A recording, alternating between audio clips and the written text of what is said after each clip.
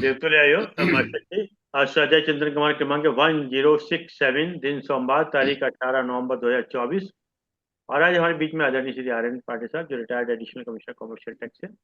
आपका जो विषय चला है श्रीमद् भागवत चला, उसमें भी विशेष रूप से ले रहे हैं पंचम स्कंद वक्तव्य 3। और उसमें विशेष रूप से ले रहे हैं जड़ भरत तथा राजा रघुगण संवाद। अब ज्यादा समझ लेते हो आदरणीय पाटिल साहब से निवेदन करते हैं आज का उद्बोधन जारी करें। हमारे बीच में देवदत्त ऋषि साहब भी आ गए हैं। काफी लंबे टाइम बाद आपका स्वागत है। काफी दिनों से ऐसा चल रहे थे, चलिए स्वागत है।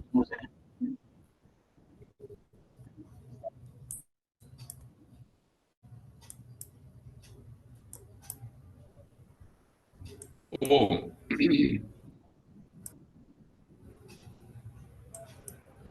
सर्वप्रथम गायत्री मंत्र का उच्चारण करते हैं। भूर्भुवः स्वः तत्सवितुर्वरेण्यं भर्गो देवस्य धीमहि धियो यो नः प्रचोदयात्।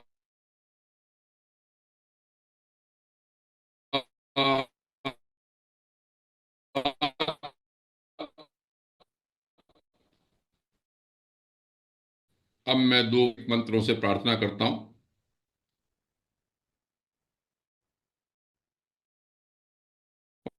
ओम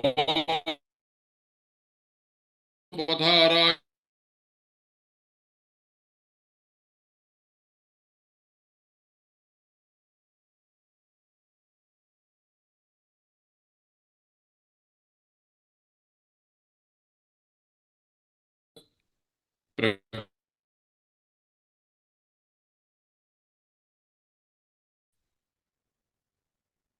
तदुपरांत जितने भी प्रबुद्ध श्रोतागण हैं उनको मैं प्रणाम करता हूं। आज हमारे बड़े भाई सदृश श्री आदरणीय कमलापति पांडे जी भी हैं। सबसे प्रसन्नता की बात आज यह है, हमारे आदरणीय परम आदरणीय देवदत्त देव ऋषि जी उपस्थित हैं।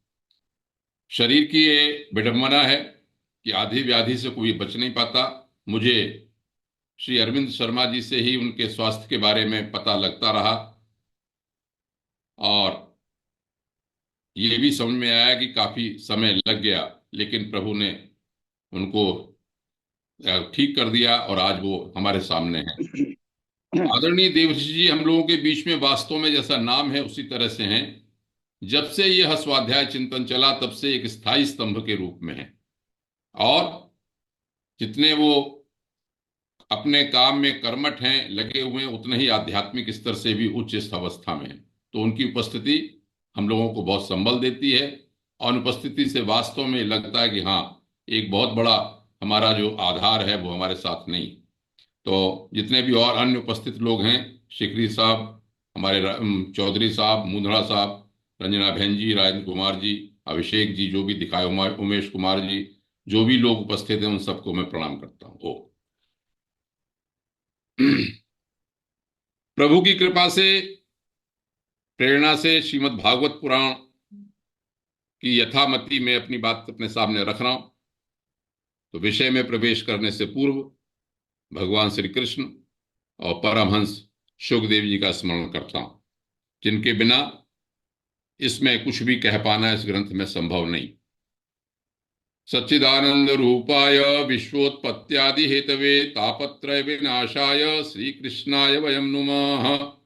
यं प्रव्रजन्तमनुपेतमपेत कृत्यं द्वैपायनो विरह कातर आजुहाव पुत्रेति तन्मयतातर्वोऽभिनेदुस्तं सर्वभूत हृदयं मुनिमानतोऽस्मि। ओ आदरणीय प्रबुद्ध श्रोतागण, जैसा कि आप विदित है कि हम इस समय श्रीमद् भागवत पुराण के पंचम स्कंध में प्रवेश किए हुए हैं। संक्षेप में पंचम स्कंध मनु के दूसरे पुत्र प्रियव्रत जी की वंश परंपरा के बारे में है। वंश परंपरा से जहां हमको प्राचीन सनातन धर्म या भारत में जो भी इतिहास है उसके बारे में पता चलता है, उनमें हुए महापुरुषों के बारे में पता चलता है, लेकिन इससे ज्यादा महत्वपूर्ण यह है कि उनके चरित्रों के साथ साथ जो हमें शिक्षाएं मिलती हैं, चाहे वो सांसारिक हों, संसार के संबंध में हो, या पारलौकिक हो, ईश्वर के संबंध में हो, अध्यात्म की दिशा में हो, वह ज्यादा महत्वपूर्ण है। और चूंकि परीक्षित जी को श्राप मिला हुआ है कि वो 7वें दिन उनको तक्षक काट लेगा, और उन्होंने ये प्रश्न किया है कि कल्याण किसमें होना चाहिए, क्या करना चाहिए, तो भगवान सुखदेव उनको ये सब सुना रहे हैं। तो सुनाने का उद्देश्य केवल टाइम पास नहीं है, बल्कि सुनाने का उद्देश्य यह है कि मनोविज्ञान के रूप से, मनोवैज्ञानिक रूप से इन सब कथाओं को, इन चरित्रों को, इन शिक्षाओं को सुनाते हुए अंततो गत्वा सुखदेव जी का जो उद्देश्य है वो यह है कि जो परीक्षित है इसको भी ब्रह्म ज्ञान की प्राप्ति हो, ब्रह्म निर्वाण हो, या आत्म साक्षात्कार हो, सही दिशा में जाए। ऐसा न हो कि कहीं सर्प के बारे में ही सोचता रहे। क्यों कि यदि वो अंत समय में सर्प के बारे में सोचेगा तो वही गति होगी। वही कथा, ऐसी ही एक कथा, ऐसी एक छवि इस समय वर्तमान में है। प्रियव्रत जी के वंश में जैसा आपको पता है, संक्षेप में आग्नेयद्र हुए, नाभि हुए। नाभि ने और मेरु देवी के साथ, अपनी पत्नी के साथ यज्ञ किया। ऋतुजों ने, भगवान प्रकट हुए, ऋतुजों ने कहा कि हम आप जैसा ही पुत्र चाहते हैं, तो भगवान ऋषभदेव का अवतार हुआ। वो चरित्र में कह चुका हूं। भगवान ऋषभदेव के 100 पुत्र हुए। सबसे बड़े पुत्र का नाम भरत था। तो अजनाभ वर्ष जो भरत ऋषभदेव के जमाने में था, वह भरत के जमाने के बाद भारतवर्ष कहलाने लगा। वर्ष माने खंड, ये बता चुके। 100 पुत्रों में भरत जी सबसे बड़े थे। 9 पुत्र और थे, उनके राजा हुए। जो 9 और पुत्र थे वो नवयोगेश्वर हुए। 11 स्कंध में उसकी कथा है, उस पर में मैं वक्तव्य दे चुका हूं। 81 जो पुत्र हुए उनके वो याज्ञिक ब्राह्मण हो गए। तो जो भरत जी थे उनके कुछ प्रवेश की कथा मैं पिछली बार कह चुका हूं कि उन्होंने राजपाट संभाला। राजपाट संभालने के उपरांत जब उनको लगा कि उनका प्रारब्ध क्षय हो रहा है, शरीर का आखिर समय है, तब वो भगवान की तपस्या उपासना में चले गए। और ये भी मैंने बताया कि जब वो उपासना कर रहे थे तो मुख्य रूप से भगवान सूर्य नारायण का जो ओज है उसकी प्रार्थना करते थे, जो कि गायत्री मंत्र से मिलती है। पिछली बार मैं इसको बता चुका हूं कि देवस्य भर्गो सवितुर जात वेदो देवस्य भर्गो मनसेदम जजान। और जैसे सूर्य की उपस्थान करते हैं हम संध्या वंदन करते समय, उसी तरह की उपासना करते थे। हम भी कहते हैं उदवयम तमसस्परि स्वः पश्यन्तु उत्तरम देवम देवत्रा सूर्य मगन ज्योतिरुत्तमम। उदित होते हुए सूर्य के जो इस अंधकार को जिस तरह से भगाता है, उसी तरह से हमारे मन में भी सूर्य का प्रकाश हो, सूर्य की ऊर्जा हो, और अविद्या के अंधकार को भगाकर हम देवत्व को प्राप्त करें। चलिए, पिछली बार जब मैंने वक्तव्य छोड़ा था तो ये छोड़ा था कि भरत जी तपस्या कर रहे थे। अपने स्नान करने के उपरांत नदी के किनारे प्रणव का जाप कर रहे थे। जाप करते करते समय उन्होंने अचानक एक घटना घटी, और एक ऐसी घटना घटी जो जिसके सहारे से हमको ये बताना चाहते हैं सुखदेव जी कि तपस्या करने वाले के भी साथ कभी असावधानी हो जाती है। घटना ये घटी कि जब वो जप कर रहे थे तो अचानक उन्होंने देखा कि एक थोड़ी देर दूर पे एक हरनी जो है जल पी रही है। जल पीने के साथ ही साथ सिंह की दहाड़ हुई।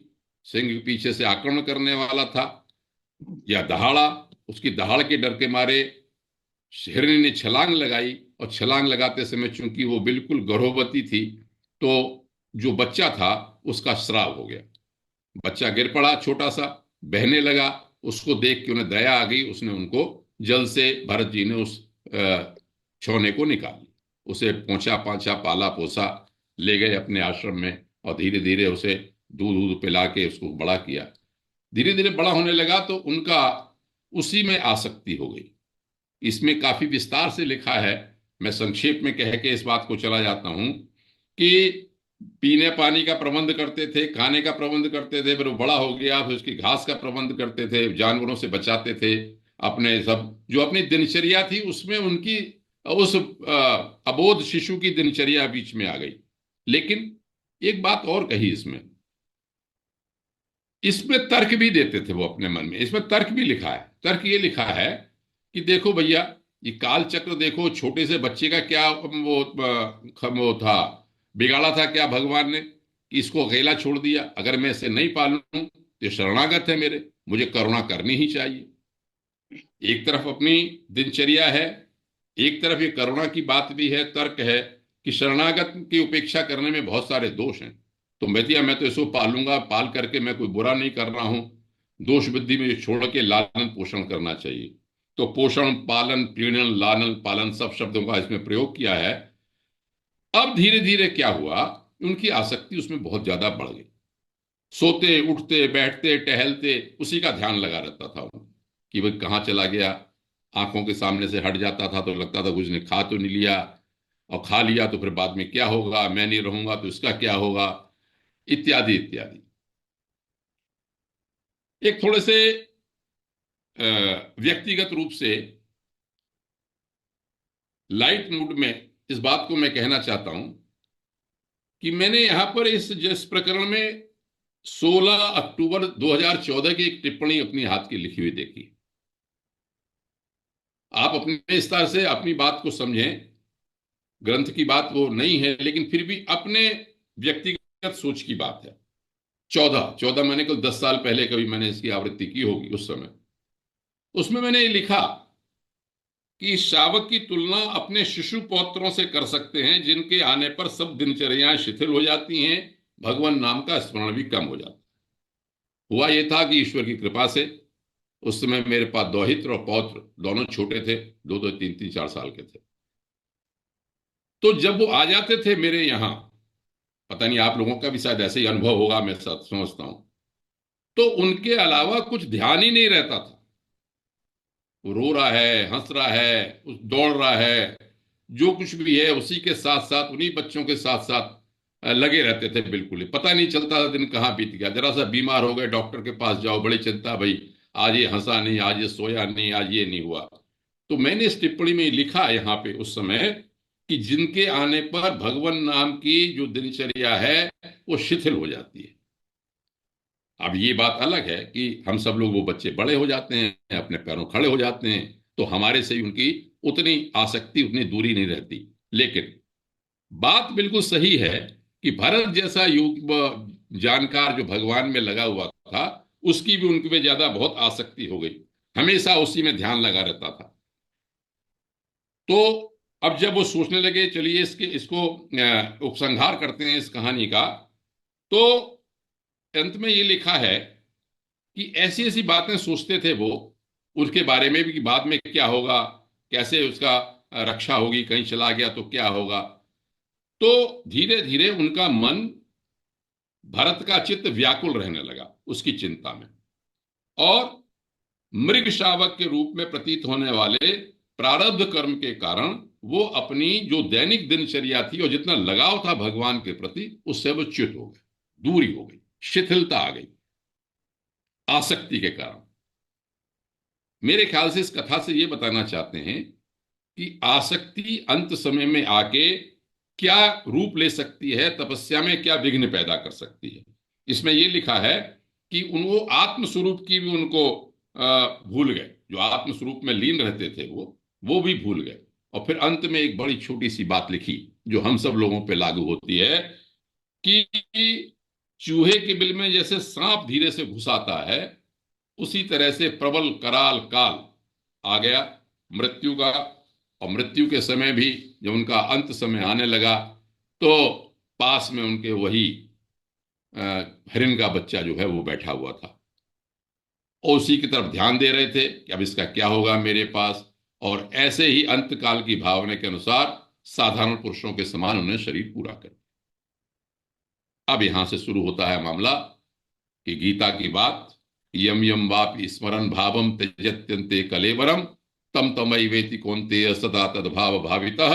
हे अर्जुन, भगवान श्री कृष्ण से वहां पर कहते हैं कि जिस भाव को स्मरण करते हुए मनुष्य अंत शरीर को, अपने देह को त्याग करता है, उसकी वही गति होती है। फलस्वरूप इस सिद्धांत के स्वरूप भरत जी ने हरण की योनि में जन्म लिया, लेकिन भगवत कृपा थी उनके ऊपर, उनका साधना बहुत ज्यादा थी, तो उनको वो याद रहा उस योनि में भी अपने पुराने जन्म की बात। तो उन्होंने कहा, अरे मैंने क्या किया ये। उन्हें पश्चाताप हुआ। पश्चाताप होने से कहने का, अब मैं ऐसा नहीं, गलती नहीं करूंगा, किसी तरह से जो प्रारब्ध है मेरा, इसको मैं भोगूंगा। और भोगने के बाद उन्होंने मानसिक रूप से हरिण की योनि में होते हुए भी अपना चित्त को भगवान में ही लगाए रखा, उनका स्मरण करते रहे। और धीरे धीरे उस हिरण जो पहले वाली बात थी वो उनकी समाप्त हो गई। उसमें लिखा था, समय जब आया उनका, धीरे धीरे वो सोचने लगे मेरा ये प्रारब्ध किसी तरह से कटे। अंत समय में इसमें लिखा है कि उन्होंने आधा शरीर अपने जल में एक नदी में डुबो कर रखा और धीरे धीरे उस हरण के शरीर को छोड़ दिया। अब सुखदेव जी कह रहे हैं, परीक्षित, एक ब्राह्मण था अंगिरस गोत्र का, बहुत श्रेष्ठ ब्राह्मण था। उसकी एक पत्नी से 9 पुत्र हुए और छोटी पत्नी से एक पुत्र और एक पुत्री हुई। ये कहते हैं कि वो पुत्र जो हुआ वह उसी भरत का तीसरा जन्म था। भरत राजा थे, उसके बाद हिरण हुए, हिरण के उपरांत वो ब्राह्मण हुए। अब यहां से कहानी, एक नया प्रकरण जो मैं बताना चाहता हूं वो प्रारंभ होता। इन भरत जी की बात क्या थी कि इनको चूंकि पुराने जन्म की स्मृति थी, इसलिए इनको पता था कि मैं इस बार कोई भी असावधानी नहीं करूंगा। ये एक चरित्र ऐसा है जो निवृत्त मार्ग के चरित्र की, निवृत्त मार्ग की पुष्टि करता है। जड़ भरत, इसके भरत का नाम, इसमें जड़ भरत कैसे पड़ा ये भी देखिए आप इसमें। और इसमें ये नहीं लिखा कि भरत, लिखा कि ये अंदाजा लगाते हैं कि ये भरत जी थे। तो उसके उपरांत क्या हुआ, इनका पालन पोषण कैसा हुआ। ये अपने स्वजनों के ढंग से, क्योंकि उनको याद था तो बहुत डरते रहते थे, इनका पालन पोषण हुआ। ऊपर से, अंदर से तो भगवान का ध्यान करते थे, लेकिन ऊपर से बिल्कुल बहरा, गूंगा, पागल, कोई बात समझ में नहीं आना, उसकी तरह से रहते थे। लेकिन पुत्र का, पिता का तो प्यार था, पिता तो ब्राह्मण थे। पिता ने कहा, भाई नहीं, ये ब्राह्मण पुत्र है, मेरा दायित्व है, इसका यज्ञोपवीत कराना चाहिए। उसका उपनयन संस्कार भी उन्होंने किया। उपनयन संस्कार के बाद उन्होंने पढ़ाना उसको प्रारंभ किया। पढ़ाना प्रारंभ करने के बाद उन्होंने 4 महीने तक उनको पढ़ाया। और कहते हैं कि जो त्रिपदा गायत्री भी उनको याद नहीं करा सके, जानबूझ के उन्होंने उसमें कोई रुचि नहीं ली। फिर भी वो शिक्षा देते रहे पिता, इन्होंने कुछ ग्रहण नहीं किया। समय की ऐसी गति हुई कि उनके पिता की मृत्यु हो गई। जो उनकी छोटी माँ थी, दूसरी पत्नी थी भरत जी की, जो माँ थी वो सती हो गई। अपने सौतेले भाइयों को उन्होंने सौंप दिया। सौतेले भाइयों ने देखा कि ये तो कोई काम आम करता नहीं है, किसी काम का नहीं है। जब उसे कुछ समझाने लगे तो समझाया भी नहीं।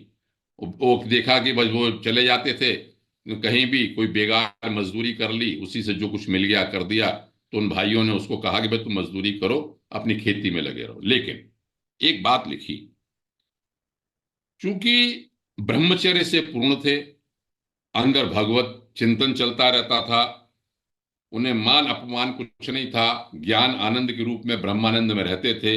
उनका शरीर बहुत हृष्ट पुष्ट था, गठे हुए शरीर के थे। कभी स्नान नहीं करते थे, कोई उपटन नहीं लगाते थे, कोई मेला सा जनेऊ था उनके पास, वही पड़ा रहता था, एक लंगोटी लगाया करते थे बस। लोग ये कहते थे पता नहीं कैसा ब्राह्मण है, कोई खेती वेती करता रहता। चलिए, तो एक बार क्या हुआ, उसको भाइयों ने कहा कि भाई तुम अपने खेत की रखवाली करो। रखवाली कर रहे थे। एक कथानक इसमें ये लिखा है, उसको बताता हूं, फिर देखिए उसे क्या शिक्षा मिलती है। उसी समय क्या था, एक डाकू का सरदार था। डाकू के सरदार ने नरबली देने की सोची, जिससे कि उसको और ताकत मिले और वो आक्रांता हो सके, मजबूत हो सके। उन्होंने कहा, भद्रकाली को मैं मनुष्य की नरबली चढ़ाऊंगा। नरबली के लिए जो क्या उन्होंने जो मनुष्य छांट के लाए थे, दुर्भाग्य से रात में वो मौका देख के भाग गया। अब जो अनुचर लोग थे वो ढूंढते फिरे कि भाई क्या करें, ये तो सरदार हमको मार डालेगा। तो जब ढूंढते ढांढते जा रहे थे रात में, तो देखा कि खेत में एक हृष्ट पुष्ट आदमी बैठा हुआ है वीरासन से। और उन्होंने देखा, तो बहुत अच्छा है। जो भरत जी के रूप में जो थे उनको ले गए, चलो तो हमारे साथ चलो। उन्होंने कहा ठीक है चलो। उन्होंने कोई भी उससे प्रतिकार नहीं किया, मना नहीं किया, जैसा भी है वो तो अपने भगवान में मस्त थे, जैसा भी होगा प्रारब्ध देखा जाएगा। अब साहब क्या हुआ, कहाँ तो वो नहाते धोते नहीं थे, कहाँ तो कुछ नहीं करते थे।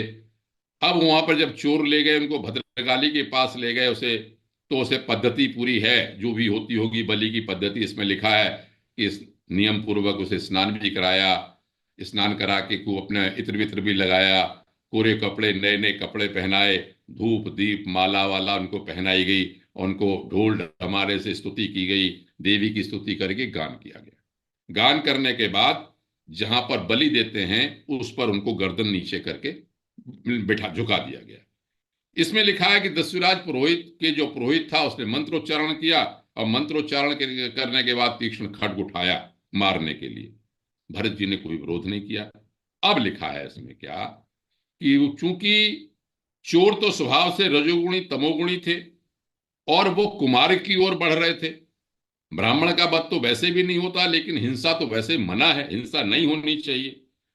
तो जैसे ही मारने के हुए तो कहते हैं कि भगवान तो सब जगह हैं, भद्रकाली के रूप में भी वही हैं, उनसे ये सहन नहीं हुआ। और सहन नहीं हुआ, उसमें लिखा है सहसोच्च चाट सही वो देवी भद्रकाली, भद्रकाली के एकदम जो मूर्ति थी उसमें से वो विकराल शक्ति के रूप में वो निकली, प्रकट हुई वहां पे। और प्रकट होने के कारण उनकी भयानक दाढ़ें और सब उनका रूप था और भयानक चेहरा था, उन्होंने तो उन्होंने उस पुरोहित से कहते हैं वही खड्ग ले लिया और उन सब लोगों को मार दिया। यहां पर यह लिखा इस बात को कि महापुरुषों के प्रति किया हुआ अत्याचार रूप अपराध अपने ऊपर ही पड़ता है। और दूसरा एक में ये लिखा कि वो जो भद्रकाली के रूप में ही भगवान की शक्ति प्रकट हुई, कोई अंतर नहीं था उसमें, क्योंकि भगवान जो है वो भद्रकाली इत्यादि के रूप में भिन्न भिन्न रूपों में ही प्रकट होते हैं। यहां पर आप यह स्मरण कर सकते हैं कि आगे प्रहलाद जी की कथा आएगी, उसमें किस तरह से एक खंबे से नृसिंह रूप में अवतार की बात आती है। तो भगवान तो अपने भक्तों की रक्षा करते ही हैं, और जिन्होंने लोगों ने भगवान के चरणों का आश्रय ले रखा है उनकी किसी तरह से वो रक्षा करते हैं।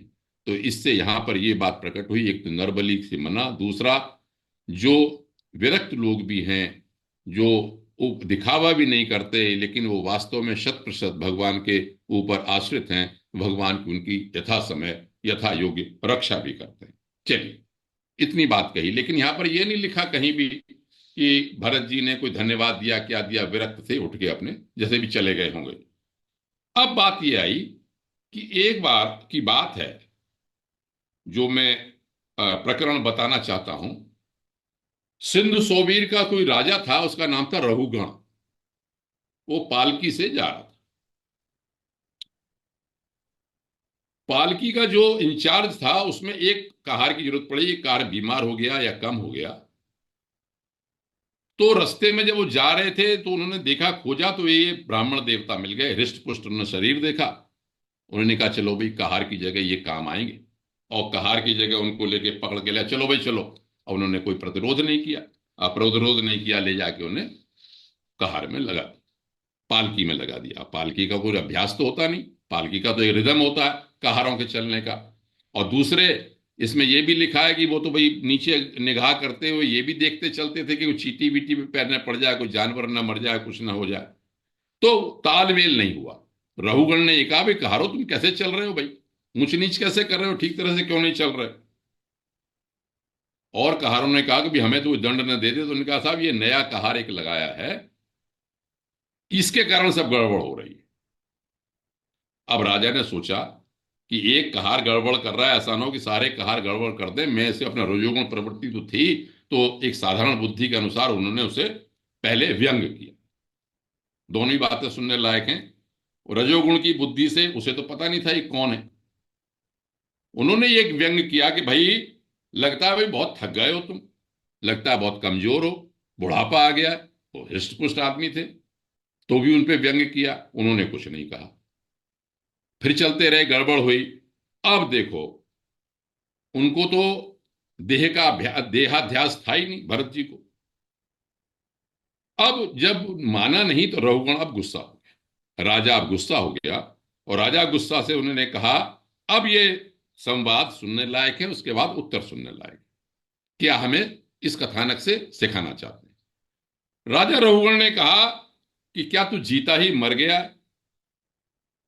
लगता है तू बहुत प्रमादी है। जैसे यमराज दंड देते हैं, वैसे ही मैं तेरा इलाज किए देता हूं, अभी तुझे दंड देता हूं। रघुगण को राजा होने का अभिमान था। अब ब्राह्मण देवताओं को समझ में आया कि अब इसे शिक्षा देनी चाहिए राजा। अब जड़ भरत, क्योंकि जड़ की तरह से रहते थे, इसलिए उनका नाम यहां पर कहा गया है जड़ भरत। जड़ भरत ने अब ये कहा, यहां से संवाद शुरू होता है। जो शिक्षा की बात है, निवृत्ति मार्ग की शिक्षा की बात जो है, वो यहां से प्रारंभ होती है। जड़ भरत ने यह कहा कि राजन, तुमने जो कहा वो यथार्थ है, कोई उल्हाना नहीं है। भार नाम की यदि कोई वस्तु है तो वो ढोने वाले के लिए, मार्ग है तो वो चलने वाले के लिए है, मोटापन भी उसी के लिए जो शरीर के लिए है। देखो, आत्मा में न तो स्थूलता होती है, न कृष्णता होती है, न आदि, न व्याधि, भूख प्यास, इच्छा, बुढ़ापा, शोक, निद्रा, अभिमान, शोक, ये सब देह के स्वभाव हैं।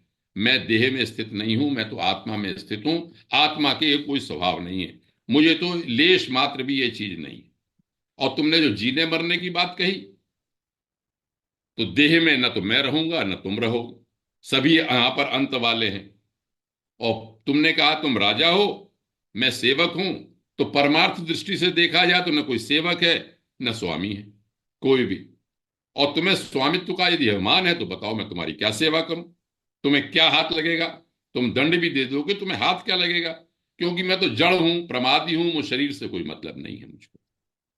इस देह को मैं जानता हूं कि नश्वर होने वाला है, और मैं जिस आत्म तत्व को जानता हूं उसमें आत्म तत्व में स्थित हूं। इसलिए तुम्हें जो दंड देना हो, जो जो दे दो। शरीर को दंड दोगे तो मुझे तो दंड दे ही नहीं सकते। अब इतनी बात जब सुनी राजा ने, तो राजा ऐसा तो नहीं था ज्ञानी था, वो भी ज्ञान की तलाश में जा रहा था। अब वो समझ गया, ये कोई साधारण व्यक्ति नहीं है, यहां पर जो इसमें लगे हुए हैं साधारण व्यक्ति नहीं। अब तो तुरंत ही एकदम, जब वो पालकी को लेकर चलने लगे, अब तो नहीं रहा गया। उनका रुको रुको, और रुक गया, और पालकी से उतर गया। पालकी से उतर के अब उसे लग गया कि मेरे से गलती हो गई है, क्षमा मांगी। और कहने लगा, आपने तो यज्ञों पर भी धारण कर रखा, अब तक उसे दिखाई नहीं पड़ा था, अब उसे जब उतरा तब दिखाई पड़ा कि यज्ञों पर भी धारण कर रखा। तो उसने समझ में आया कि तो कोई कहार तो है ही नहीं, द्विज है कोई भी ये भी। उन्होंने ये कहा कि आप कौन हैं? अब उसने तर्क दिया कि मैंने तो इसलिए कहा कि मैं युद्ध आदि करता हूं, और मैंने देखा कि शरीर को श्रम होता है, शरीर थकता है। तो आप बोझा ढो रहे हैं, मार्ग में चल रहे हैं, तो ऐसा तो नहीं है आप शरीर आपको बोझा नहीं लगता होगा। मुझे तो व्यवहार मार्ग ही सत्य जाना पड़ता है, परमार्थ की और व्यवहार की, दोनों की यहाँ पर एक तरह से तर्क है, और दोनों पक्षों की प्रस्तुति है। उसने एक उदाहरण दिया राजा ने। आप कह रहे हैं कि देहादि वस्तुओं का आत्मा में प्रभाव नहीं होता, तो आत्मा तो अंदर रहती है, उसका कहना क्या मतलब ये था? तो उन्होंने कहा, भाई देखो, एक बटलोई है, बटलोई में पानी है, पानी में चावल पड़े हुए हैं, और नीचे आग जल रही है। तो अग्नि तो बटलोई को प्रभावित करती है, लेकिन बटलोई गर्म होती है, भगोना गर्म होता है, तो पानी भी गर्म होता है, और पानी गर्म होता है तो चावल भी गर्म होता है, और चावल गर्म होता है तो उसके अंत तक का जो कण है वो पक जाता है। तो मैं महाराज ये कैसे मानूं कि अगर देह को श्रम होता है तो आत्मा को श्रम नहीं होता? और जहां तक आप कह रहे हैं दंड की बात, तो दंड तो भाई मेरा राजा का धर्म, ये हमारे निर्धारित है, तो दंड करना ये है अपने, अब वो मेरा धर्म है, और धर्म का आचरण न करना तो मैं अपने धर्म से च्युत हो जाऊंगा। लेकिन आप, ऐसा लगता है कि आप जो हैं वो यहाँ पर आर्त बंधो उनके लिए कहा। आर्त बंधो माने जो चाहता है, जो दुखी है उसको बंधु, उसको बताने वाला, दीन बंधु, जो जिस चीज को चाहता है उसको बताने के लिए। मुझे ऐसा लगता है कि यदि आप देहाभिमान से शून्य भगवान के अनन्य भक्त हैं, तो मेरा वास्तव में बहुत अपराध हुआ है, आप मुझे सही रास्ता दिखाओ। अब जड़ भरत जी का उपदेश की भूमिका प्रारंभ होती।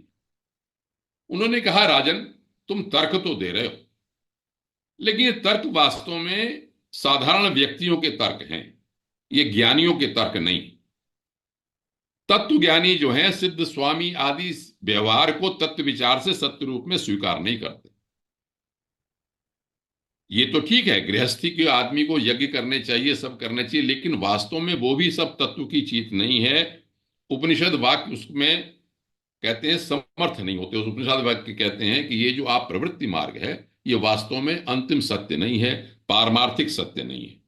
फिर उनको वो कहते हैं अपने मायामय मन संचार में, संसार चक्र में छलने वाला है। इस माया के वशीभूत होकर आदमी अपने कर्म करता है और कर्म करने का फल पाता है। और पंडित जन जो है, इसी माया से छूटने का, मोक्ष प्राप्त करने का आपको मार्ग दिखाते हैं। वहां पर एक बात ये कहते हैं, उदाहरण देते हैं वो, कि देखो भाई, बत्ती तो जब तक जलती है जब तक उसमें घी रहता है। घी समाप्त हुआ धीरे धीरे, अग्नि तत्व में वो लीन हो जाता है सब कुछ, और सब कुछ समाप्त हो जाता है। इसी तरह से जो विषयों में हम लोग आसक्त, हमारा जो मन है, वो पहले वृत्ति का आधार लिए रहता है, लेकिन हम जब उस आसक्ति को समाप्त कर देते हैं, आसक्ति रूपी तेल को समाप्त कर देते हैं, तो धीरे धीरे वो मन भी अलग हो जाता है। वहां पर कहा कि मन एव मनुष्याणाम कारणम बंध मोक्ष हो। ये आप बहुत सुन चुके हैं कि मन ही जो है बंधन और मोक्ष का कारण है।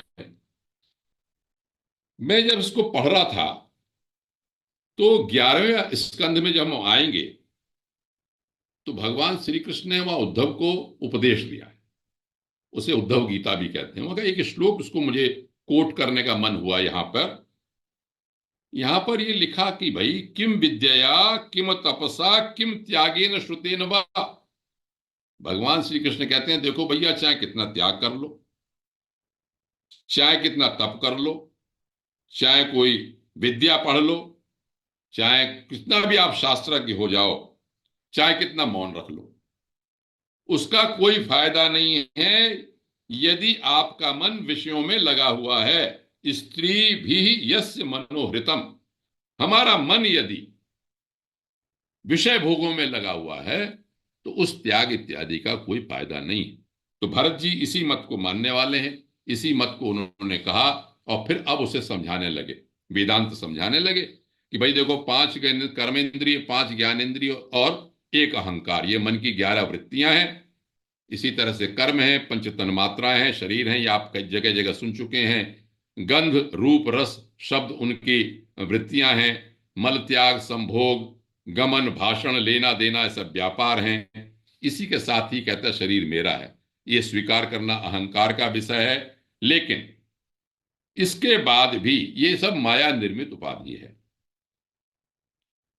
और संसार के बंधन में डालने वाले हैं। इन अवस्थाओं से जो अलग विशुद्ध चिन्ह मात्र सत्ता है, वो साक्षी रूप में है, उसी को जानो तुम। यहां पर मुझे श्वेताश्वेतर उपनिषद का एक मंत्र याद आता है, उपद्रष्टानुमंता च भर्ता भोक्ता महेश्वर। वहां लिखा है कि उपद्रष्टा है, भर्ता है, भोक्ता है, परमात्मा को कहा जाता है। लेकिन वहां पर लिखा साक्षी चेता केवलो निर्गुणश्च। वास्तव में परमात्म तत्व, वो आत्म तत्व साक्षी के रूप में है, निर्गुण के रूप में। फिर वो अब और बात बताते हैं, उपनिषद वाली, वेद वाली बातें बताने लगते हैं कि भाई देखो, ये क्षेत्रज्ञ जो परमात्मा है, क्षेत्रज्ञ शब्द का प्रयोग हुआ है यहां पर। गीता के 13वें अध्याय में क्षेत्रज्ञ की बात है कि शरीर को क्षेत्र कहा, इसके अंदर जो जानने वाला है वो क्षेत्रज्ञ है, परमात्मा। तो परमात्मा के बारे में अब बताते हैं। अब ये विद्वत्ता की बात यहाँ पर प्रारंभ हो जाती है वेदांत की, कि सर्वव्यापक है, जगत का कारण है, स्वयं प्रकाश है, अजन्मा है, ब्रह्मादि आदि को भी जन्म देता है, और माया के द्वारा सब अंतःकरण में जीवों में प्रेरणा भी सबको देता है। फिर उदाहरण दिया, जिस तरह वायु जो है वो स्थावर जंगम सब में अलग अलग रूपों में जाके सबको प्रेरित करती है, उसी तरह से परमेश्वर भी सर्व साक्षी आत्मस्वरूप सब में ओतप्रोत है।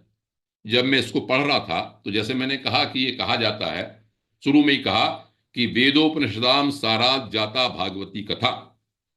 ये भागवत की कथा तो उपनिषद और वेदों का सार है।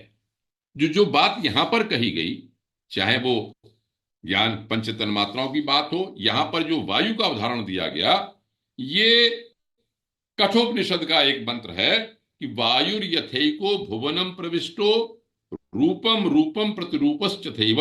बिल्कुल साथ, जैसे कि उसी का यहां पर उल्था कर दिया गया हो, भरत जी ने कहा हो कि वहां पर लिखा कि जैसे वो यम नचिकेता को वहां बता रहे हैं, जिस तरह वायु एक वायु होती है, तरह तरह से अलग अलग रूप में सब में रहती है, उसी तरह से हे नचिकेता, एकस तथा सर्वभूतांतरात्मा, सब प्राणियों में रहने वाला एक आत्म परमात्मा रूपम रूपम प्रतिरूपम बहिष्य, तरह तरह के रूपों को प्रकट करता है।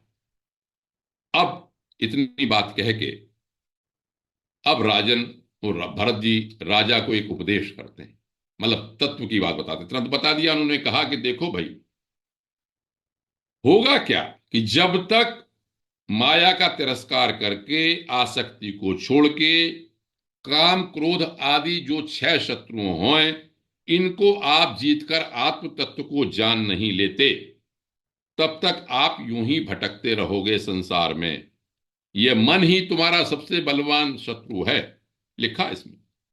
न यावत एतन मन आत्मलिंगनम, सब जब तक इस मन को कंट्रोल नहीं करोगे तब तक कुछ नहीं होगा। इसी बात को तो गीता में कहा, मन को जब कंट्रोल करने की बात की तो अर्जुन ने प्रश्न कर दिया कि ये मन को निग्रह करना बहुत ही मुश्किल है। मनो दुर्गणम, दुर्निग्रह है, इसको वायु की तरह चंचल है, मैं तो उसको पकड़ नहीं सकता। तो भगवान कृष्ण ने वहां पर उपदेश जो किया था कि आप सही कहते हो, असंशयम महाबाहो मनो दुर्गम निश्चलम, बिल्कुल इसको काबू में नहीं कर सकते, लेकिन वहां पर साथ ही कह दिया अभ्यास न च कौन्तेय वैराग्य न च गृह्यते। अभ्यास और वैराग्य दो चीज से इसको पकड़ सकते हैं। ठीक उसी तरह की बात जड़ भरत जी यहां पर कहते हैं कि यह मन तुम्हारा शत्रु है, तुमने इसकी उपेक्षा कर दी, इसलिए बहुत बलवान हो गया है। तुम तो सावधान हो जाओ और क्या करो, श्री गुरु और हरि के चरणों की उपासना के बल पे जो अस्त्र है, ज्ञान का अस्त्र जो है, उससे इसे मार दो। उपासना का अस्त्र जो है, ज्ञान रूपी अस्त्र है, इसको मार दो। अब रहुगण ने प्रश्न करना प्रारंभ किया। रहुगण ने प्रश्न फिर ये कहा कि आप तो जो है, मैं आपको नमस्कार करता हूं, प्रणाम करता हूं उनको। भरत जी को प्रणाम करने लगा। नमो नमः कारण विग्रहाय, इसमें काफी स्तुति है उनकी कि आप कारण विग्रह हैं। आपने सब जंतुओं देव प्राणियों के कल्याण करने के लिए ही ये अपना देह धारण किया हुआ है।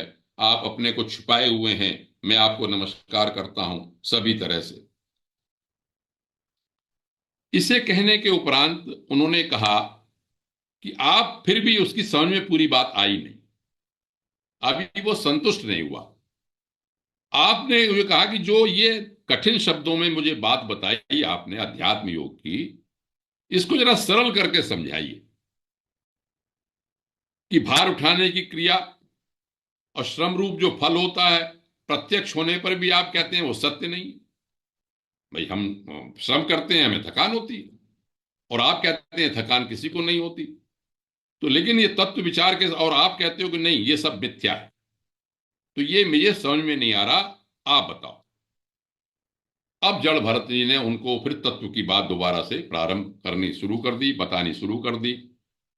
देखो भाई, जो हम जिसे वेदांत कहते हैं, या जो तत्व की बात कहते हैं, या यूं कहिए कि आत्म तत्व की बात कहते हैं, अलग अलग शब्दों में, वो उनको उन्होंने बताना प्रारंभ किया क्या है।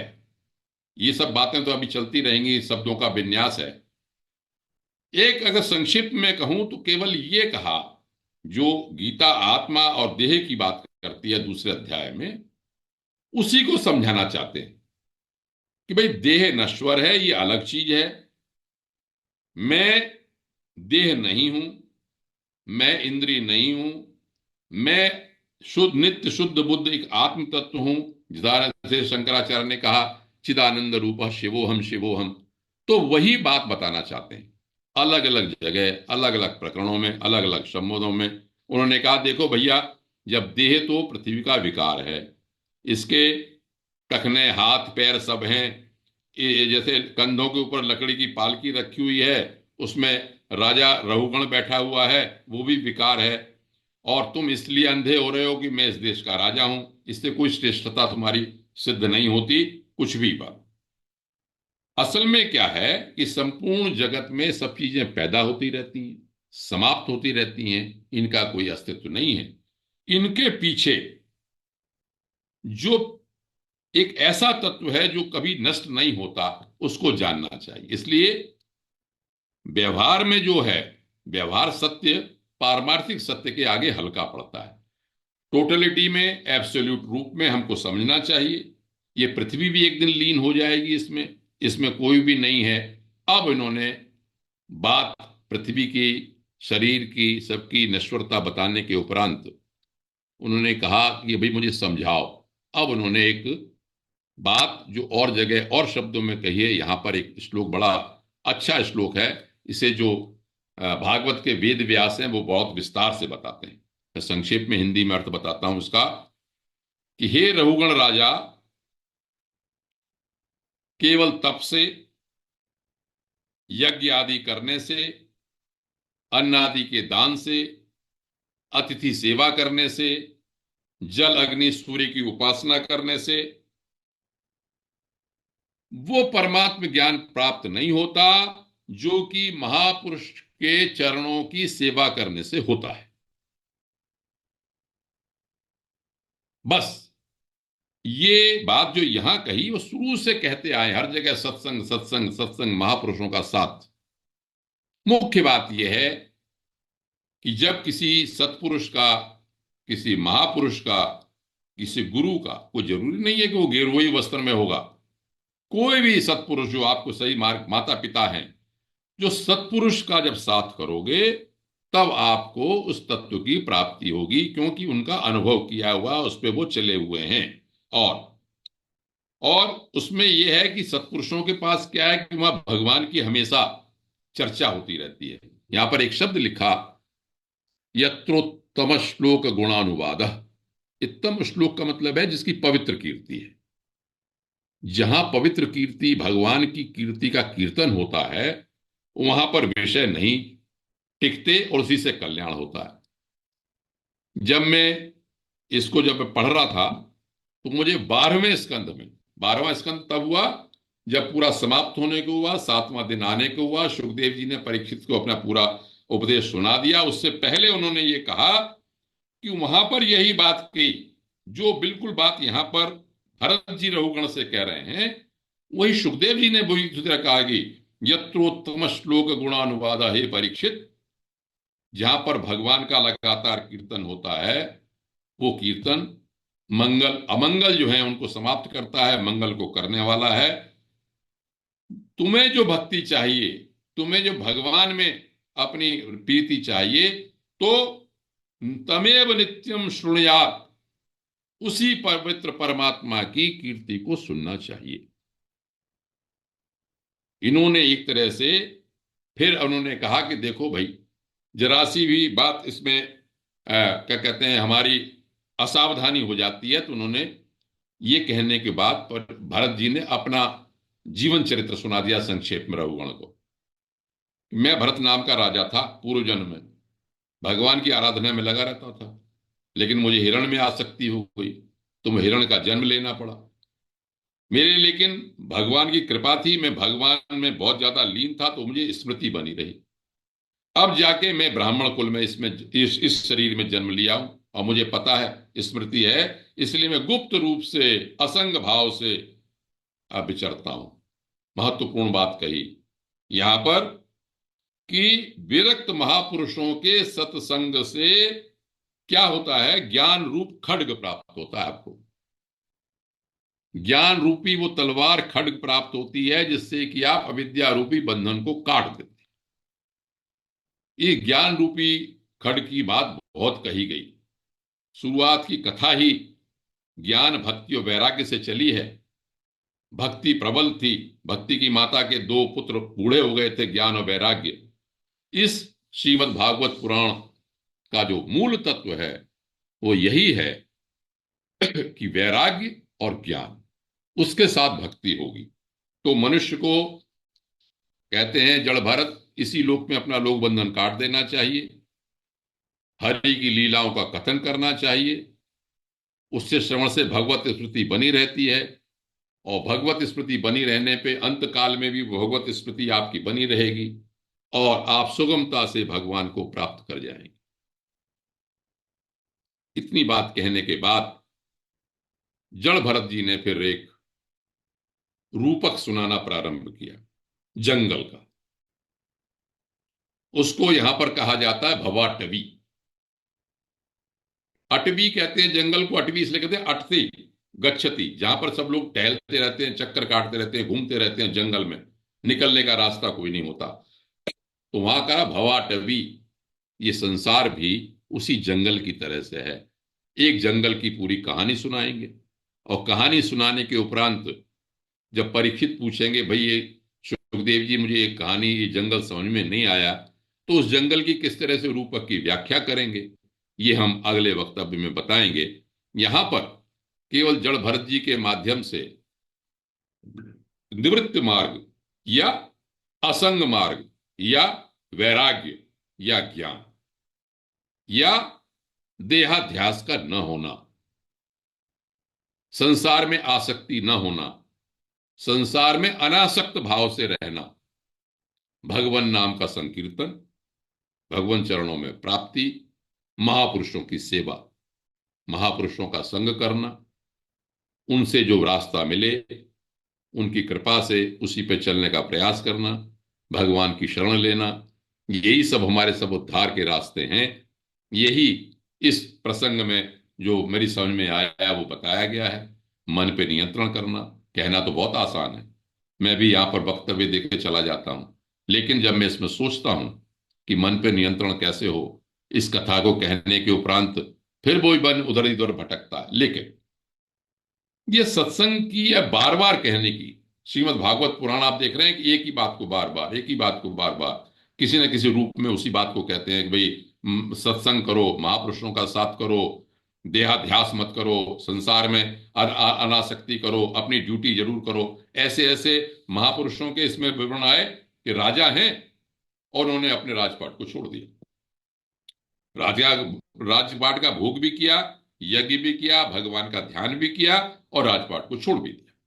ये हमको बताते हैं इस बात को कि हमें अपने कल्याण के लिए इसी तरह से सोच बनानी चाहिए। बार बार सुनेंगे। वास्तव में यदि हम मन से चाहेंगे कि हमारा उद्धार हो, मैं अगर मन से चाहूंगा, आत्मावलोकन करूं कि मैं कहां पर बैठा, कितनी डिग्री मुझे थोड़ा सा कम हुआ कि नहीं हुआ, वो मैं ही अपना जज कर सकता हूं। और ये निश्चित है, शास्त्र कहते हैं कि भगवान कृपा जरूर करते हैं। कब करेंगे ये नहीं कह सकते, लेकिन अवश्य करेंगे ये गारंटी शास्त्र लेते हैं। तो भगवान से मैं ये मनाता हूं कि मेरे ऊपर, आप सबके ऊपर भगवान कृपा करें, हमें सद्बुद्धि दें और हमारे सन्मार्ग दिखाते हुए हम सबका उद्धार करें। इसके साथ ही मैं आज का वक्तव्य समाप्त करता हूं। ओके। बहुत बहुत धन्यवाद आदरणीय आर्यन पंडित साहब। सभी लोग अनम्यूट हैं, जिस किसी कोई जिज्ञासा या कोई प्रश्न बनता है आदरणीय पंडित साहब से पूछ सकते हैं। फिर हमारे आदरणीय नैब साहब काफी दिन बाद आए हैं, धन्यवाद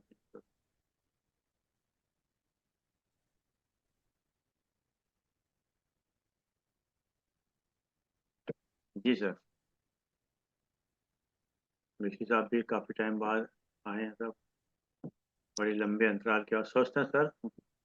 नहीं, बोला नहीं जा रहा, चलो आप बोलिए मत, चलिए कोई नहीं, बैठा भी नहीं जा रहा, हम लेकिन आपको देख के लेकिन आज का वक्तव्य बहुत आनंदमय रहा। हम्म, सब कुछ ठीक है जो कहा, लेकिन एक ही साउंड बात बढ़ मन में पानी आती साउंड है, बढ़ रहा एक ही बात मन में आती है भाई, हमारे बस में कुछ नहीं है, हरी इच्छा हरी कृपा है।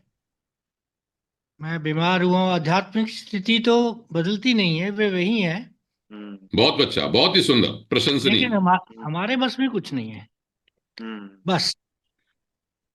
बाकी मनुष्य किस स्थिति में है, या हर एक को अपना अपना पता है।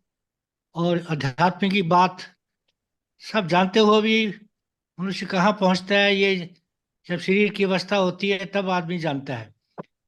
रमन भी, स्वामी परमहंस भी, विनोबा भावे भी, ऋषि रमन, सब कितने कितने बीमार हुए। किसी के बस में था, सब भुगतना था। लेकिन मन की स्थिति से एक बड़ा आनंदमय अवस्था रहती है। अब इस अवस्था में भी मुझे एक आनंद है। वो सिर्फ यही है कि हरी इच्छा हरी कृपा वाली बात है। बहुत सुंदर, बहुत ही सुंदर। भगवान जल्दी बस। जल्दी ठीक करें, आपको पूर्ण स्वस्थ करें। हम्म, आप बस आपके बहुत। दर्शन हो गए, बहुत अच्छा लगा हम सब लोगों को। आपका वक्तव्य एक एक एक शब्द बहुत ही कीमती था, और नया नहीं था, कुछ नया नहीं था। बहुत बार सुन चुके हैं, जैसे आपने सब कुछ कहा। लेकिन ये वही वाली बात, सत्संग वाली बात है। इससे ऊपर कुछ नहीं। आज जब आज रोज गौतम बोल रहा था, पापा लगा तो लिया करो, मैं कहा हिम्मत नहीं है। लेकिन आज ये आपके इससे एक अलग तरह की शक्ति मिल रही है। प्रबल इच्छा, प्रबल एक अंदर से जो उत्साह होता है।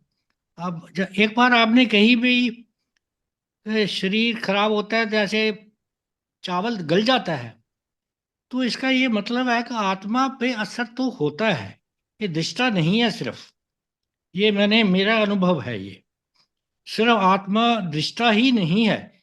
जैसे हांडी में गल गया, हांडी गर्म हुई, पानी गर्म हुआ, चावल गर्म हुआ, गल गया, उसका अंदर का कण का अणु अणु गल गया।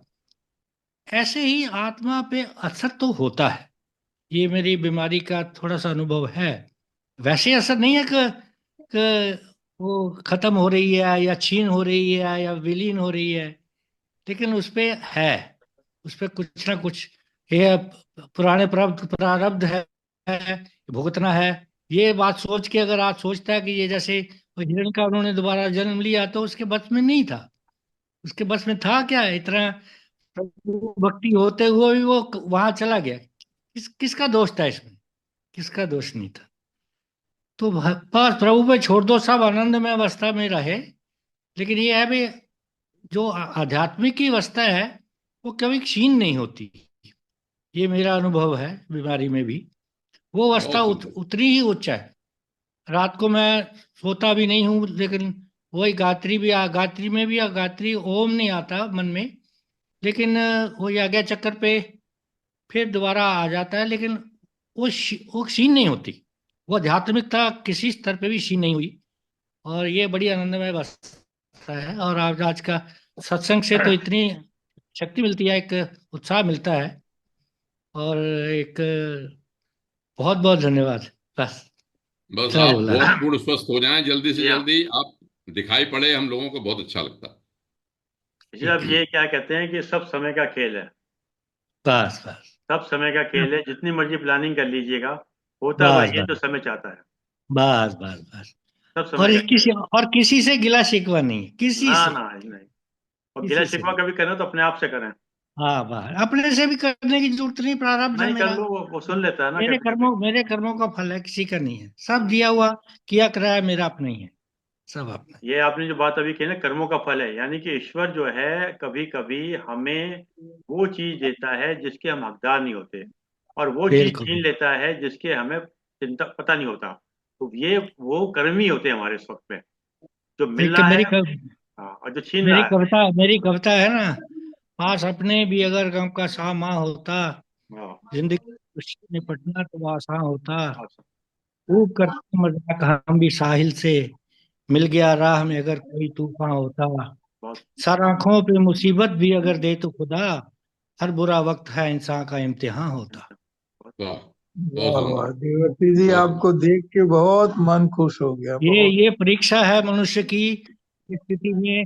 लेकिन आध्यात्मिकता बिल्कुल एक रत्ती भर भी छीन नहीं होती। ये बड़ा एक आनंदमय अवस्था है। ये मेरा सत्संग का है, पुनर्जन्मों का है। ये सब आप लोगों की कृपा है, प्रभु की कृपा है। बहुत बहुत धन्यवाद। कल कल हमारे सेक्रेटरी साहब और चौधरी साहब थे। कल किसी कारणवश हमारे स्पीकर नहीं आ पाए, और 10 मिनट तक हमने इंतजार किया। फिर अच्छा। हमने 50 मिनट हमने ही ली फिर। वाह। वाह। वाह। क्या बात है, क्या तो सुंदर। बात। शकील साहब कैसी लगी कक्षा कल की? हाँ हाँ। हम्म। उत्तम, आपकी चर्चा उत्तम रही। बहुत गुरुदेव के थॉट्स है, गुरुदेव के विचार आपने शेयर किए। इससे बड़ी और उपलब्धि क्या हो सकती है। वो तो पांडे जी ने देखा था हमारा यूट्यूब पे जो एक कार्यक्रम हमने डाला हुआ क्यों? वो आपने जो अपने सत्र में का डाला, हम्म। उसको मैंने सबको सुना और आपका वक्तव्य बहुत ध्यान से सुना। हम्म। उसमें जो आपने पहले वाले वक्तव्य की बात बताई, किस तरह से था, घर में कैसे हुआ और सत्र में रूप में किस तरह से पहुंचा, वो वास्तव में कमाल की बात थी। और उसमें जो आपने एक बात कही कि गुरुदेव ने कहा मैं विश्व को बदल सकता हूं, इतनी बड़ी बात कही कि भारत ही नहीं, मनुष्य नहीं, मैं विश्व को पूरा बदल सकता हूं, पूरा अध्यात्म से। वो आपने उसमें जो कुछ कहा, जो आपका उत्साह था उसमें, वास्तव में देखने लायक, कि 17 साल 17वां साल मनाया आपने। ये सारे हाँ, 18 हम कार्यक्रम बहुत जल्दी यूट्यूब पर ला रहे हैं सर, जिसमें सब। अच्छा, यही बहुत साहब, और सुंदर। किसी को जिज्ञासा हो प्रश्न पूछ सकते हैं, नहीं फिर नैब साहब धन्यवाद। अरविंद जी, कल जो आपने वक्तव्य ले लिया है, अब शुरुआत तो हो ही गई, you have broken the ice. अब आगे आप देखिए, आप हर महीने आप कितनी क्लासेस लेना चाहते हैं, अब हमको बताइएगा, हम आपका प्रोग्राम फिक्स करेंगे। सर हाँ, हमें बोलना अगर नहीं हमको आता पता होता कि अरविंद जी बोल रहे हैं तो हम जरूर ही आते, कहीं ने सारे मिस प्रोग्राम छोड़ के। सर। यूट्यूब पे आ जाएगा सर क्वेश्चन। बहुत अच्छा। कल तो यही साहब, कोई और किसी का प्रश्न पूछ सकते हैं, नहीं तो फिर आदरणीय इनके नैब साहब धन्यवाद देंगे। बहुत यही बहुत साहब। धन्यवाद आदरणीय अरविंद शर्मा जी, जो आपने मुझे मौका दिया। हम्म। और बहुत बहुत धन्यवाद पांडे जी, आज आपके वक्तव्य को सुना।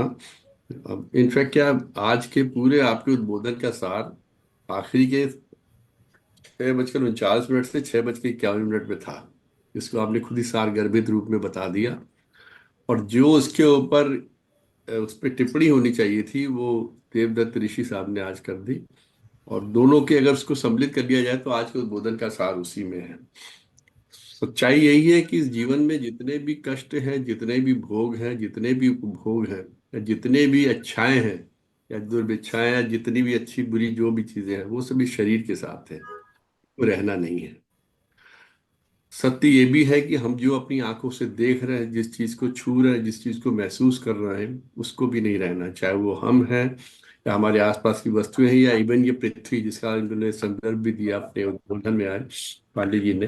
तो जब जो चीज रहनी नहीं है, तो प्रयास करना चाहिए कि उस चीज में जाइए जो रहनी है, जो हमेशा आपके साथ रहनी है। तो वही वो आत्मा और आत्मचित्त वाली बात थी कि किस तरीके से स्थिर प्रज्ञ रहा जाए, कैसा रहा जाए, ईश्वर में कहाँ कैसी आराधना करनी, और अंत में क्या होना क्या नहीं होना जानता कोई कुछ नहीं है। प्रयास सब करते हैं, प्रयास आप भी कर रहे हैं, प्रयास हम भी कर रहे हैं कि ईश्वर के जितनी आराधना कर सके, जितना हो सके अपने आप को संतुलित कर सके, जितना हो सके अपने आप को संयमित कर सके, सब प्रयास करते हैं। और बाद में बहुत ईमानदारी से पांडे जी ने कह भी दिया कि उद्बोधन देने के बाद मैं स्वयं सोचता हूँ कि मैं इन चीजों को फॉलो कर पा रहा हूँ कि नहीं कर पा रहा हूँ। यही हाल मेरा भी है, मैं भी उद्बोधन महीने में 1-2 बार देता हूँ। तो इस चीज में बिल्कुल कोई डाउट नहीं होना चाहिए कि उद्बोधन देने के बाद जब हम लोग के सामने वो परिस्थिति आती, हो सकता है कि आवेश में हम लोग उद्बोधन जो देते हैं उसके खिलाफ काम कर जाए, लेकिन बाद में उसके ऊपर पश्चाताप होता है और आगे से उस कार्य को दोबारा करने से पहले 10 बार सोचते हैं। और इसका असर धीरे धीरे स्वयं पे भी पड़ता है, क्योंकि जब आप दूसरों को शिक्षा देने लगते हैं, दूसरों को बताने लगते हैं, तो जब तक खुद अपने ऊपर आप उस चीज को नहीं लेते हैं, अपने ऊपर नहीं उसका व्यवहार में लाते हैं, तो उसका असर भी नहीं होता है। हम आपको कोई चीज बताएंगे और खुद उसको नहीं पालन करेंगे तो उसका कोई असर नहीं होगा। तो धीरे धीरे स्वयं में भी परिवर्तन आता है, स्वयं में भी चीजें कि बहुत तेजी से बदलती है। आज का तो जो खासकर जड़ भरत यानी कि भरत जी का जो तीसरा उनका जन्म था, और राजा रघुगण, ये दो चीजों का जो संवाद था वो बहुत ही, ये क्रक्स था आज के। और उसको बहुत सुंदर ढंग से बताया इन्होंने। रघुगण जी ने जो बात कही वो भी व्यवहारिक है, वो भी सत्य है। राजा है, राजा का अपना जो कार्य है, उनके अपनी जो डिसिप्लिन है, उनकी जो अपने नियम है, उनका जो अपने कर्तव्य है, उनका पालन करना व्यवहारिक रूप में वो भी करना है। और जड़ भरत 2 जन्म पूर्व जो कर आए थे, वो देख रहे थे होते हुए, और इस जन्म तक आते आते उनको महसूस हुआ, वो राजा थे, इस जन्म में आते आते महसूस हुआ कि हमने क्या किया था उस जन्म में। एक मोह पाश में बंध के हमको हिरण के रूप में जन्म लेना पड़ा, सिर्फ एक मोह पाश में बंध के। एक गलती कर दी कि उन्होंने बहते हुए हिरण को, अगर वो उस टाइम ये सोच लेते कि ये हिरण का बच्चा या जो भी जल्दी से इसका गर्भपात हुआ है ये अपने आप चला जाएगा, इसका ईश्वरी रक्षक है, हम कौन होते करने वाले कि, लेकिन उन्होंने उसको रोका, उसको पकड़ा, उसको पाला पोसा, उसके मोह पाश में बन गए। लेकिन इसको ये भी मान के चल सकते कि ये होना था, ये होना था, ये हुआ, उनको अगला जन्म हिरण का लेना था, ये भी उनका प्रारब्ध था, और उसके बाद फिर उनको ब्राह्मण के कुल में जाना था। ये सब चीजें सब इसको, इसका जितना आप सोचते जाएंगे उतना होता चला जाए। एक बात मैं कहना चाहूंगा, ऋषि साहब ने जो कहा कि आत्मा पर प्रभाव पड़ता है, मैंने फिर शुरू में जैसे कहा कि जितने सुख दुख, जितने भी अच्छाइयाँ बुराइयां, लोभ है, समरण है, या किसी जितने आनंद हैं, वो सब इस शरीर के साथ जुड़ते हैं। और जब जब इस शरीर को सुख प्राप्त होता है आत्मा प्रसन्न लगती है, और जब जब इस शरीर को दुख या कष्ट प्राप्त होता है तो आत्मा में कहीं ना कहीं खरोंच लगती है। लेकिन जो कुछ भी है इस शरीर के साथ है, उस शरीर के साथ ही साथ सब खत्म भी हो जाना है। आत्मा अपना जो स्वरूप है उसी स्वरूप में आई है और उसी स्वरूप में चली जाएगी। आत्मा पे कोई प्रभाव नहीं पड़ता है, कुछ नहीं होता सर। ये सब बहुत टेम्परेरी चीजें हैं। और सत्य ये भी है कि हम बीमार हैं तो हमारी बीमारी को हमको ही झेलना है। हम लाखों करोड़ों रुपए दे लें कि कोई दूसरा हमारा नौकर आके, हमारा सहभागी आके, हमारा बाहुबली कोई आके उस दुख को झेल ले, उस शरीर के कष्ट को झेल ले, उस बीमारी को झेल ले, वो नहीं झेल सकता। उसको आपको ही झेलना। ये भी यही सब जन्मों का, सब कर्मों का सब लेन देन है। और आप जैसे महापुरुष लोग जो सामने बैठे हो सर, जितना कुछ इस जन्म में चुका लें उतना ही कम अगले जन्म में लेके जाएंगे। और अगर पूरा चुकाने का अवसर मिला तो शायद हम कुछ भी अगले जन्म में ना लेके जाएं और साक्षात प्रभु के दर्शन करें, और वहीं सब लोग इकट्ठे मिलके आपस में इस तरह का विचार विमर्श करेंगे। तो आज का बहुत सुंदर, मतलब मुझे बहुत आज कहना चाहिए कि कई बार होता है कि आप ऐसी परिस्थितियों से गुजर रहे होते हैं कि जहां पे आपको कुछ चीजें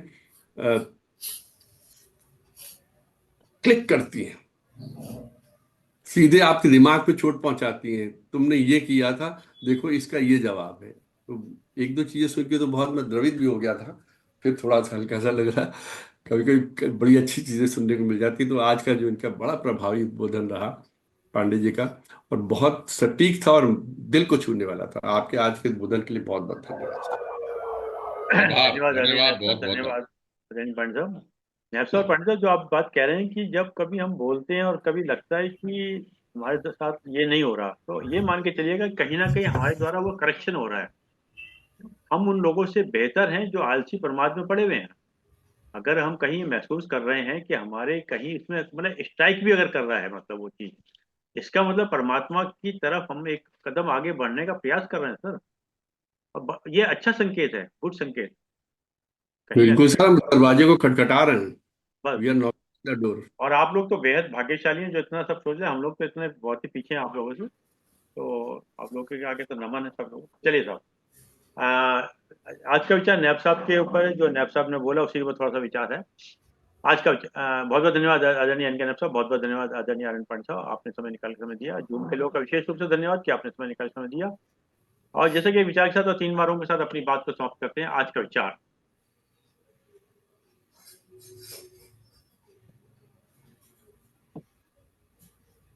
प्रभु सुकून उतना ही देना जितने से जिंदगी चल जाए। प्रभु सुकून उतना ही देना जितने से जिंदगी चल जाए। औकात बस इतनी देना कि औरों का भला हो जाए।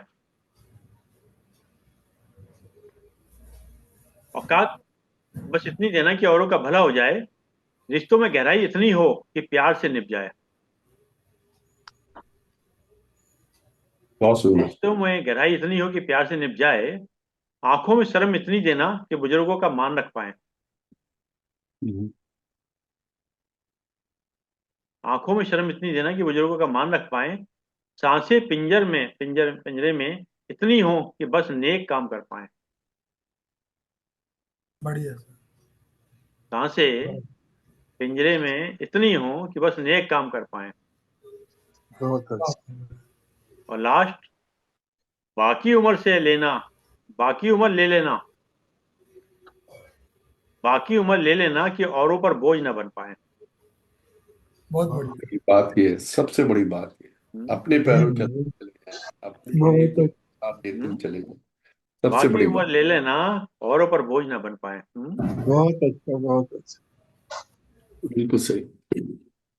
आइए 3 बार ओम का उच्चारण करते हैं और प्रार्थना करते हैं हम देव ऋषि साहब की, ताकि वो जल्दी जल्दी स्वस्थ होकर हमारे बीच में आए। चलिए आइए।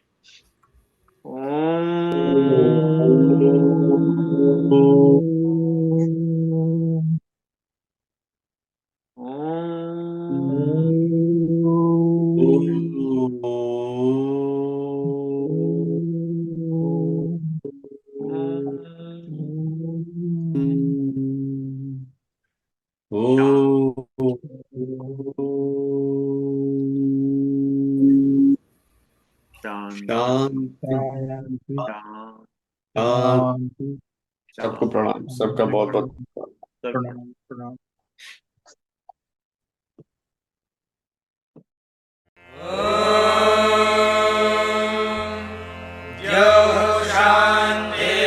शान्तिरन्तरिक्षं शान्तिः पृथिवी शान्तिरापः शान्तिरोषधयः शान्तिः वनस्पतयः शान्तिर्विश्वे देवाः शान्तिर्ब्रह्म शान्तिः सर्वं शान्तिः शान्तिरेव शान्तिः सा मा शान्तिरेधि। ॐ शान्तिः शान्तिः